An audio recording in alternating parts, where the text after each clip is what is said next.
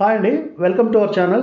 ఈ వీడియోలో Vijayawada real estate గురించి చాలామంది రీసెంట్గా గత కొన్ని సంవత్సరాలుగా కొన్ని అపోహల్లో ఉన్నారు, కొందరైతే దిగుల్లో ఉన్నారు, కొందరైతే అయోమయంలో ఉన్నారు.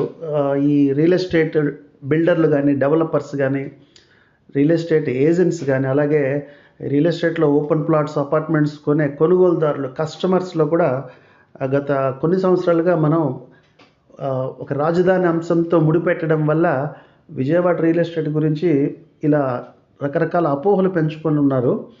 ఈ వీడియోలో కొంచెం ఒక చిన్న విశ్లేషణ పెడుతున్నాను నేను, వినండి. ఇది ఫీల్డ్ ఫ్యాక్ట్స్కి దగ్గరగా ఉందో లేదా అబ్జర్వ్ చేయండి.